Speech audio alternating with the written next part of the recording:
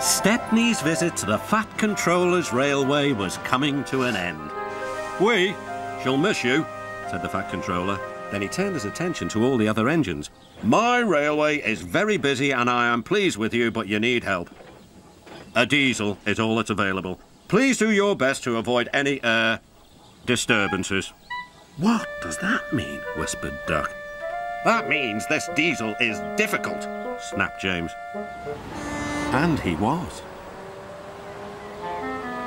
The diesel surveyed the shed. "Not bad, I've seen worse. At least you're all clean," he sneered. The engines glared. "It's not your fault, but your controller should scrap you and get engines like me. A fill of oil, a touch on the starter, and I'm off. No bother, no waiting. They have to fuss around you for hours before you're ready." The engines were furious. Next morning, they held an indignation meeting round a turntable. "Disgraceful," mumbled Gordon. "Disgusting," said James. "Despicable," spluttered Henry. "To say such things to us," cried Donald and Douglas. "It's to teach him a lesson we'd be wanting. Now how do we do it?" The chance came sooner than expected. The diesel was purring comfortably. An inspector watched the fitter making final adjustments. The wind tugged at the inspector's hat. The diesel was ready. "Look at me, Duck and Stepney. Now I'll show you something." He rolled proudly towards his coaches. Then it happened.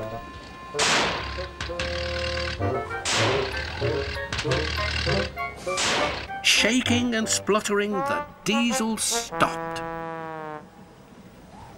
Meanwhile, the inspector was looking for his hat. The diesel seethed with fury as Duck and Stepney pushed him back to the shed. "My hat!" exclaimed the inspector. "You've sucked it through your air intake." "Bother your hat," said the Fat Controller. "The heavy train's due out. You'll have to take it, Duck. Stepney, will you help, please?" "Thank you, sir," cried Stepney. "I'd like a good long run on my last day." The engines were soon ready. "Gordon will take over from halfway, so get the train there. Good luck." "Don't worry," smiled Stepney. "We'll get there and be early too." The cavalcade moved carefully over the rails and out to the open line. "Now for a sprint," puffed Stepney. "I'm ready when you are," replied Duck. Soon they were whizzing through Edward Station. And next, they charged at Gordon's Hill beyond. They felt the drag of the heavy coaches here. It was hard work.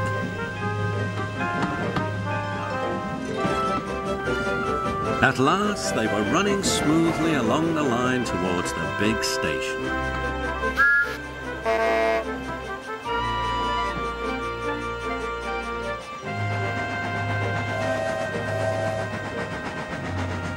"Hello," said Gordon. "You're early. That's one in the headlamp for old Diesel."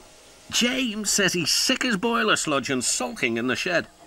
"Serves him right for saying we're out of date." And Gordon chortled away. Next day, everyone came to say goodbye to Stepney. "Come back and see us soon," whistled the engines. "And you are always welcome on my Bluebell Railway too," replied Stepney. Then he puffed away. And what about Diesel? He'd slipped out whilst no one was looking. He said goodbye to no one but left two things behind: a rather nasty smell and a battered bowler hat.